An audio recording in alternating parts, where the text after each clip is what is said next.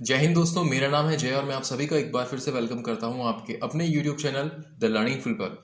दोस्तों, आज इस वीडियो में हम बात करने वाले हैं CISF यानी कि सेंट्रल इंडस्ट्रियल सिक्योरिटी फोर्स में मेल कैंडिडेट्स के लिए होने वाली कांस्टेबल फायर रिक्रूटमेंट के बारे में। और आपको बता दें कि यहाँ पर ये जो आपकी कांस्टेबल फायर की जो पोस्ट है ये टेम्पररी होगी। दोस्तों, इस वीडियो में इस वैकेंसी के बारे में हम डिटेल से बात करेंगे और आपके सभी डाउट्स क्लियर करने की कोशिश करेंगे, तो वीडियो को शुरू से अंत तक जरूर देखें। तो चलिए शुरू करते हैं और सबसे पहले हम बात करते हैं इसमें टोटल नंबर ऑफ पोस्ट की। तो यहाँ पर जो टोटल पोस्ट है वो है 1149 यहाँ पर टोटल पोस्ट है। अब हम बात करेंगे यहाँ पर कैटेगरी वाइज वैकेंसी डिटेल के बारे में, यानी किस कैटेगरी के लिए कितनी पोस्ट है। तो यहाँ पर जनरल कैटेगरी वालों के लिए 489 पोस्ट है, EWS कैटेगरी वालों के लिए 113 पोस्ट है, OBC वालों के लिए 249, SC वालों के लिए 161 पोस्ट है और ST कैटेगरी वालों के लिए 137 पोस्ट है। अब हम बात करेंगे स्टेट वाइज वैकेंसी डिटेल के बारे में। तो यहाँ पर आप वीडियो को आराम से पॉज करके देख सकते हैं कि किस स्टेट के अंदर कितनी पोस्ट है। For example, Andaman and Nicobar में 0 पोस्ट है, आंध्र प्रदेश में 79 पोस्ट है, अरुणाचल प्रदेश के अंदर 9 पोस्ट है, आसाम के अंदर 103 पोस्ट है। तो इसी तरीके से यहाँ पर सारे स्टेट में दे रखा है कि किस स्टेट के अंदर कितनी पोस्ट है। तो आप किस स्टेट से बिलोंग करते हैं उसके हिसाब से आप वीडियो को पॉज करके आराम से देख सकते हैं। अब हम बात करेंगे इसकी इंपॉर्टेंट डेट्स के बारे में। तो जो इसके ऑनलाइन एप्लीकेशन है वो 29 जनवरी 2022 से शुरू हो चुके हैं और इसके फॉर्म फिल करने की लास्ट डेट है 4 मार्च 2022। आगे बढ़ते हैं और बात करते हैं इसकी एप्लीकेशन फी के बारे में। तो यहाँ पर वो कैंडिडेट्स जो कि जनरल, OBC और EWS कैटेगरी से बिलोंग करते हैं तो उन कैंडिडेट्स को यहाँ पर 100 रुपये फीस के देने होंगे। और वो कैंडिडेट्स जो कि SC और ST कैटेगरी से बिलोंग करते हैं तो ऐसे कैंडिडेट्स को कोई एप्लीकेशन फी नहीं देनी है। आगे बढ़ते हैं और बात करते हैं यहाँ पर आपकी एज लिमिट के बारे में। तो यहाँ पर जो आपकी एज यानी कि आपकी जो उम्र है वो 4 मार्च 2022 के हिसाब से कम 18 साल हो सकती है और अधिकतम उम्र आपकी 23 साल तक हो सकती है। यानी कि आपका जन्म 5 मार्च 1999 से लेकर 4 मार्च 2004 के बीच अगर आपका जन्म हुआ है तो आप इस वैकेंसी के लिए अप्लाई कर सकते हैं। अगर बात करें यहाँ पर आपको उम्र में मिलने वाली छूट के बारे में, तो यहाँ पर SC और ST कैटेगरी वाले कैंडिडेट्स को अधिकतम उम्र में 5 साल तक की छूट मिलेगी, वहीं OBC कैटेगरी वाले कैंडिडेट्स को अधिकतम उम्र में 3 साल तक की छूट मिलेगी और जो एक्स सर्विसमैन है उनको अधिकतम उम्र में उनको भी 3 साल तक की छूट दी जाएगी। अब हम बात करेंगे इसके पे स्केल के बारे में। तो यहाँ पर जो आपका पे स्केल है वो लेवल 3 के हिसाब से 21,700 रुपए से शुरू होकर 69,100 रुपए यहाँ पर आपका पे स्केल रहेगा।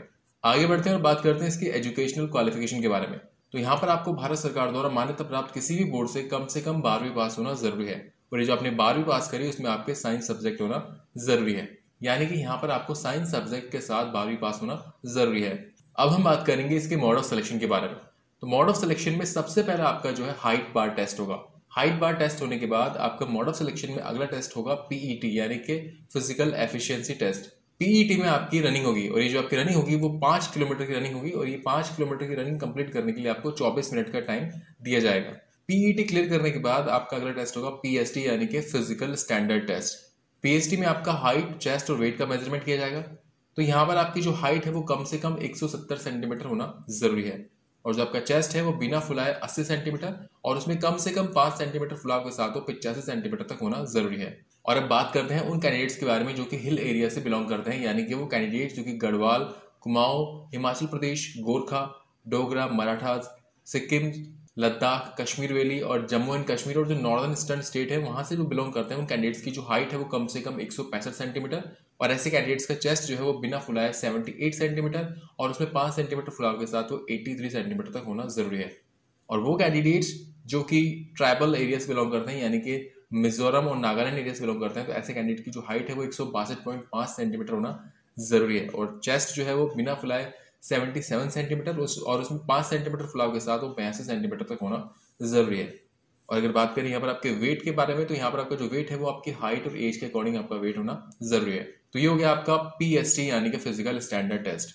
मोड ऑफ सिलेक्शन में PST क्लियर करने के बाद आपका अगला स्टेप होता है रिटन एग्जामिनेशन का। ये जो रिटन एग्जामिनेशन है वो कंप्यूटर बेस्ड टेस्ट यानी कि CBT OMR बेस्ड आपका टेस्ट होगा। इस रिटन एग्जामिनेशन में आपके 4 पेपर होंगे। पहला जनरल इंटेलिजेंस एंड रीजनिंग, दूसरा जनरल नॉलेज एंड अवेयरनेस, तीसरा एलिमेंट्री मैथमेटिक्स और चौथा होगा आपका इंग्लिश एंड हिंदी का।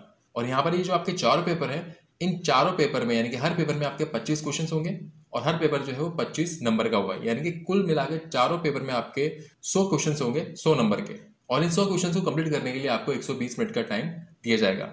और यहाँ पर आपकी किसी तरह की कोई नेगेटिव मार्किंग नहीं होगी। मीडियम ऑफ लैंग्वेज की बात करें तो यहाँ पर आपके पास जो क्वेश्चन पेपर होगा वो हिंदी और इंग्लिश दोनों ही लैंग्वेज का आपके पास ऑप्शन रहेगा।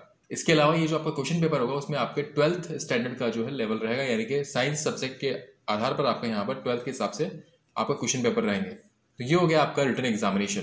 दोस्तों यहाँ पर अगर बात करें आपके क्वालिफाइंग मार्क्स के बारे में, यानी कि अगले स्टेप में जाने के लिए आपको कम से कम कितने परसेंट मार्क्स लाने हैं, तो यहाँ पर जो जनरल, ईडब्ल्यूएस और जो एक्स सर्विसमैन कैटेगरी वाले कैंडिडेट्स हैं, ऐसे कैंडिडेट्स को कम से कम 35% मार्क्स लाने जरूरी है अगले स्टेप में जाने के लिए। और वो कैंडिडेट्स जो कि SC, ST और OBC कैटेगरी से बिलोंग करते हैं, तो ऐसे कैंडिडेट्स को कम से कम 33% मार्क्स लाने जरूरी है। मोड ऑफ सिलेक्शन में आपका अगला स्टेप होता है मेरिट लिस्ट, और ये जो आपकी मेरिट लिस्ट बनती है वो आपके रिटन एग्जामिनेशन के बेसिस पर बनती है। रिटन एग्जामिनेशन में आपके जो मार्क्स आएंगे उनके आधार पर यहाँ पर आपकी मेरिट लिस्ट बनेगी, और ये जो आपकी मेरिट लिस्ट होगी वो आपके स्टेट और कैटेगरी वाइज आपकी मेरिट लिस्ट निकलेगी।